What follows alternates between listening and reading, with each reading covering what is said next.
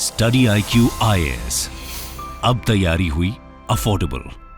नमस्कार दोस्तों, आसाम सरकार के द्वारा एक बड़ा कदम लिया गया है। बताया जा रहा है कि 90 साल करीब पुराना एक एक्ट है, मुस्लिम मैरिज एक्ट, उसको रिपील कर दिया है, मतलब उसको खत्म कर दिया है। ये आप देख सकते हो खबर, Assam repeals Muslim marriage act in step towards uniform civil code. और कहीं ना कहीं इसको यूनिफॉर्म सिविल कोड से भी जोड़कर देखा जा रहा है। तो एग्जैक्टली हम देखेंगे इस वीडियो में कि ये है क्या, मतलब कि इस एक्ट को हटाने से क्या असर पड़ेगा और साथ ही साथ इसको यूनिफॉर्म सिविल कोड से क्यों जोड़ा जा रहा है। आपको काफी कुछ जानने को मिलेगा। चलिए आगे बढ़ते हैं, लेकिन उससे पहले ध्यान रखिएगा, आप में से जो भी लोग यूपीएससी की प्रिपरेशन कर रहे हैं, कल से हमारा नया फाउंडेशन बैच यूपीएससी का स्टार्ट हो रहा है। ये एक ऐसा बैच है जिसके अंदर प्रीलिम्स, मेंस, इंटरव्यू सब कुछ आपको कराया जाता है। इसको अवेल करने के लिए हमारे वेबसाइट ऐप पर जाइए या फिर कमेंट सेक्शन में लिंक है, यूज करिए कोड अंकित लाइव ताकि आपको मैक्सिमम डिस्काउंट मिल जाए। और इसके अलावा अगर आप एमसीक्यूज अटेम्प्ट करना चाहते हैं तो मेरे इंस्टा पेज पर जा सकते हैं, वहां पर स्टोरीज में जितने भी एमसीक्यूज हैं उसको आप अटेम्प्ट कर पाएंगे। चलिए शुरुआत करते हैं और सबसे पहले ये देखते हैं कि एग्जैक्टली क्या हुआ है। देखिए, फ्राइडे की बात है, शाम को बताया गया आसाम सरकार के द्वारा कि स्टेट कैबिनेट ने, आसाम सरकार की जो स्टेट कैबिनेट है, उन्होंने डिसाइड किया है कि जो आसाम मुस्लिम marriage and divorce registration act of 1935 है, लगभग 89 ईयर्स ओल्ड, इतना साल पुराना जो एक्ट है, उसको सरकार ने निर्णय लिया कि एक ऑर्डिनेंस लाकर इसको खत्म किया जाएगा। आपको पता ही है कि ऑर्डिनेंस तब लाया जाता है कि जब जो असेंबली है वो आपका सेशन में नहीं रहती है। जैसे अगर मान लो सेंटर में अगर लोकसभा राज्यसभा सेशन में नहीं है तो उस केस में प्रेसिडेंट से ऑर्डिनेंस पास करवाकर वो एक्ट तुरंत ले आया जाता है। और जब राज्य के अंदर ये असेंबली मिलेगी तो यहां पर उसको एक तरह से प्रॉपर तरीके से उसको पास कराना होगा। ठीक है, तो यहां पर आप देख सकते हो, बताया जा रहा है कि कैबिनेट ने अप्रूव कर दिया है आसाम रिपीलिंग ऑर्डिनेंस 2024। तो इससे क्या होगा, ये वाला जो एक्ट है 1935 का, वो खत्म हो जाएगा पूरी तरह से। अब क्वेश्चन ये है कि आखिरकार सरकार इतना बड़ा कदम क्यों ले रही है, मतलब कि वो इस एक्ट को खत्म क्यों कर रही है। देखो, यहां पर एलेबोरेट करके बताया गया सरकार के द्वारा और बोला गया है कि इस कानून के अंदर बेसिकली क्या होता है कि जो रजिस्ट्रेशन ऑफ मैरिजेस और डाइवोर्स है, ठीक है, तलाक और साथ ही साथ शादी का जो रजिस्ट्रेशन होता है, वो अभी तक मैंडेटरी नहीं था, ऐसा सरकार का कहना है इस एक्ट के अंदर, 1935 एक्ट के अंदर। लेकिन हम चाहते हैं कि इसको प्रॉपर तरीके से फॉर्म किया जाए, मतलब कि मुस्लिम्स के अंदर जो भी मैरिजेस वगैरह होते हैं उसको प्रॉपर तरीके से, फॉर्मल तरीके से रजिस्ट्रेशन हो। ये इस एक्ट में बहुत सारी खामियां थी जिसकी वजह से हमें इसको हटाना जरूरी था, क्योंकि यहां पर जो रजिस्ट्रेशन का पूरा मशीनरी था वो बहुत ही इनफॉर्मल तरीके से था, जिसकी वजह से यहां पर जो कंप्लायंस है, जो रूल्स फॉलो करने चाहिए थे, वो रूल्स फॉलो नहीं होते थे। और अल्टीमेटली इसका असर क्या होता था कि बहुत सारे माइनर मैरिजेस देखने को मिलते थे, जो चाइल्ड मैरिज जिसको हम कहते हैं। मतलब आपको पता ही है कि हमारे देश में कानून है कि पुरुष की जो उम्र है, लड़के की जो उम्र है वो 21 साल होनी चाहिए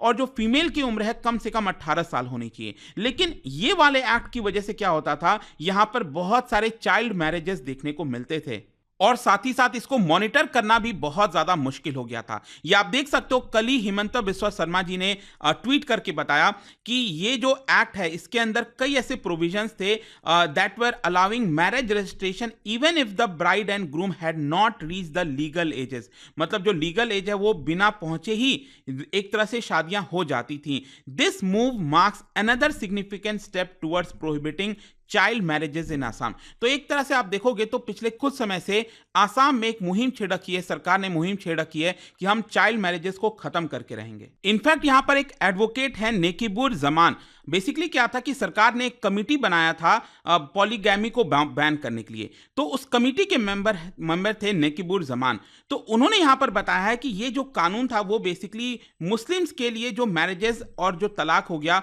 उसको गवर्न करने के लिए था। लेकिन क्या होता था कि यहां पर ये रजिस्ट्रेशन, मान लो अगर किसी मुस्लिम को आसाम के अंदर रजिस्ट्रेशन करना है अपने शादी का, तो वो रजिस्ट्रेशन कराया जाता था बाई काजी। बेसिकली क्या था कि सरकार यहां पर एक लाइसेंस देती थी, किसी भी मुस्लिम पर्सन को अगर सरकार चाहे कि उसको लाइसेंस दे देती सरकार, और फिर वो किसी भी मुस्लिम का मैरिज रजिस्टर कर पाता था। तो जो काजी होते थे, यहां पर बताया जा रहा है कि वो बहुत सारे जो पावर्स हैं उनका उसका मिसयूज करते थे। और यहां पर जो माइनर्स हैं उनका एक तरह से शादी करा दिया करते थे और डाइवोर्स वगैरह भी अलग अलग ग्राउंड्स पे हुआ करता था। तो कहीं ना कहीं इस एक्ट को खत्म करना जरूरी था, ऐसा सरकार का कहना है। लेकिन यहां पर जैसा मैं आपको बोल रहा था कि सरकार पिछले कुछ समय से चाइल्ड मैरिजेस के ऊपर भी प्रतिबंध लगा रही है। इनफैक्ट आप देख सकते हो सरकार ने पिछले साल ही 4,000 से ज्यादा लोगों को अरेस्ट किया है। जी हां, यहां पर चाइल्ड मैरिजेस के मामले में 4,000 से ज्यादा लोगों को अरेस्ट किया है और उनके ऊपर पोक्सको का जो एक्ट है वो भी लगाया है, protection of children from sexual offences.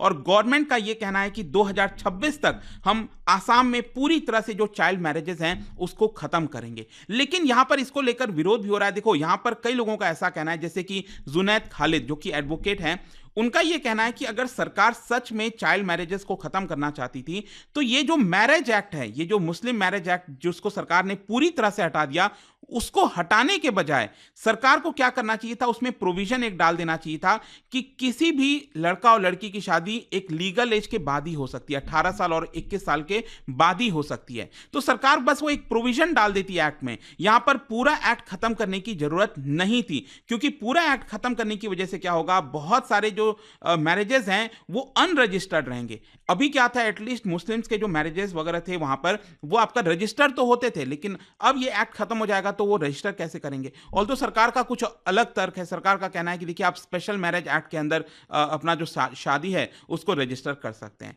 लेकिन क्वेश्चन अब यहां पर यह है कि ये जो सरकार ने एक्ट खत्म किया है, रिपील किया है, इसके बाद क्या होगा, इससे बदलाव क्या होने वाला है। काफी कुछ है, देखिए मैं आपको बताता हूं। जैसा मैंने आपको बोला था कि सरकार ने यहां पर लाइसेंस दिए हुए थे कई लोगों को। इनफैक्ट बताया जाता है कि 94 मुस्लिम मैरिज रजिस्ट्रार थे आसाम के अंदर, इतनों को लाइसेंस दिया हुआ था और वो जिनके पास भी लाइसेंस था वो यहां पर जो मैरिजेस और डाइवोर्स हैं उसको रजिस्टर कर सकते थे। लेकिन ये लॉ हटने के बाद क्या होगा कि वो अब इस तरह के रजिस्ट्रेशन, मतलब मैरिज के रजिस्ट्रेशन और डाइवोर्स, इस तरह की कोई भी चीज नहीं कर पाएंगे। ठीक है, एक तो ये हो गया।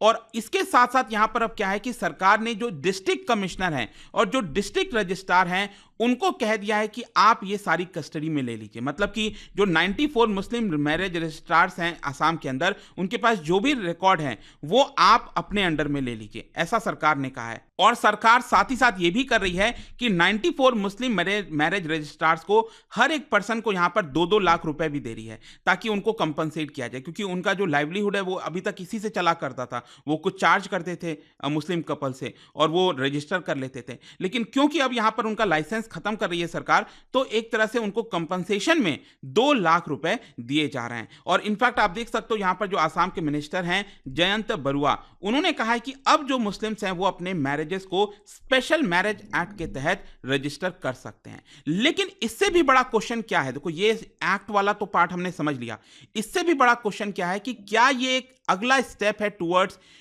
Uniform civil code. क्योंकि यहां पर कई सारे एक्सपर्ट्स का कहना है कि देखिए, अगर आपको यूनिफॉर्म सिविल कोड लाना है तो इससे कॉन्ट्राडिक्टरी जो भी लॉज हैं उसको पहले आपको हटाना पड़ेगा। तो कहीं ना कहीं सरकार अब क्या करिए, धीरे धीरे यहां पर जो कॉन्ट्राडिक्टरी लॉज हैं इस तरह के, स्पेशल ये जो मैरिज एक्ट मैंने आपको बताया, मुस्लिम मैरिज एक्ट, उसको एक तरह से खत्म कर रही है, ताकि यहां पर अल्टीमेटली यूनिफॉर्म सिविल कोड को लाया जा सके। इनफैक्ट जब से बीजेपी पावर में आई है, सत्ता में आई है आसाम से, उनका यहां पर एक एम रहा है और उन्होंने कहा है कि हम यूनिफॉर्म सिविल कोड लाकर रहेंगे। और साथ ही साथ जो खुद आसाम के मिनिस्टर हैं जयंत माला बरुआ, उन्होंने खुद इस बात को कहा कि ये एक तरह का स्टेप है towards bringing uniform civil code in the state. सिर्फ यही नहीं, हिमंता बिस्वा शर्मा, वो जब से चीफ मिनिस्टर बने हैं ये वाले टर्म से, उन्होंने भी कहा है कि यहां पर हम आसाम के लोगों के लिए यूसीसी लाएंगे। और इसी महीने के शुरुआत में ही यहां पर सरकार ने कहा था कि जो पॉलीगैमी है उसको हम बैन कर रहे हैं। पॉलीगैमी आप सबको पता ही है क्या होता है, कि जैसे मुस्लिम्स में अगर आप देखोगे तो अगर कोई हस्बैंड है, कोई पुरुष है, वो ऑलरेडी शादीशुदा है, तो वो किसी दूसरी लड़की से भी शादी कर लेता है without giving divorce to earlier marriage. मतलब बिना डाइवोर्स की भी वो शादी कर लेता था। और आई थिंक मुस्लिम्स में 4 जो शादियां हैं वो उतना तक अलाउड था।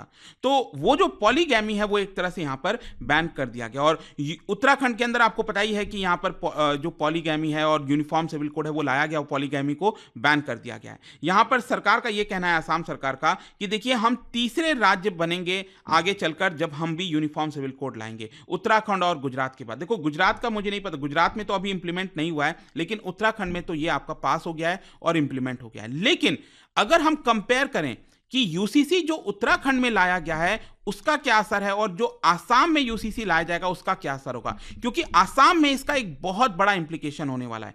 क्योंकि अगर आप देखोगे उत्तराखंड में जो मुस्लिम्स की आबादी है वो आपका 13-14% के आसपास है, लेकिन वहीं अगर आप आसाम में देखो तो इसका प्रपोर्शन बहुत ज्यादा है। 2011 सेंसस के आधार पर 34% पॉपुलेशन आसाम में मुस्लिम्स आबादी है और majority of this Muslim population बोला जाता है कि दे आर बंगाली ओरिजिन। और साथ ही साथ यहां पर यह भी एक चीज कही जाती है कि आसाम में बहुत सारे इलीगल इमिग्रेंट्स हैं जो कि बांग्लादेश से आए हैं और वहां की जो लोकल पॉपुलेशन है, इंडिजिनस पॉपुलेशन है, उनका कहना है कि देखिए इसकी वजह से जो आसाम की डेमोग्राफी है वो काफी हद तक चेंज हुई है, तो ऐसा नहीं होना चाहिए।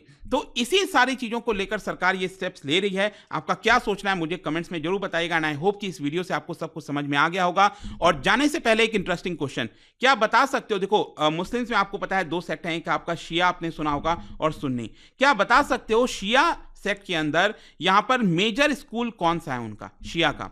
इसका राइट आंसर आप सबको पता है, आपको इसका आंसर मेरे इंस्टा पर तो मिलेगा ही, वहां पर अगर आप नहीं हो कोई बात नहीं, टेलीग्राम से ले सकते हैं इसका सही उत्तर। मैं कई सारे जो एमसीक्यूज हैं वो यहां पर स्टोरीज में डालता रहता हूं। अगर आपको पीडीएफ चाहिए तो टेलीग्राम पर आइए, अलग अलग सोशल मीडिया पर आप जुड़ पाओगे। और जैसा मैंने आपको बताया, अगर आप यूपीएससी की तैयारी कर रहे हैं, कोई भी बैच चाहते हैं, you can just use this code Ankit live ताकि आपको मैक्सिमम डिस्काउंट मिल जाए। आई होप की वीडियो आपको पसंद आया होगा। मिलता हूं आपसे next time. Till then thank you very much, see you soon.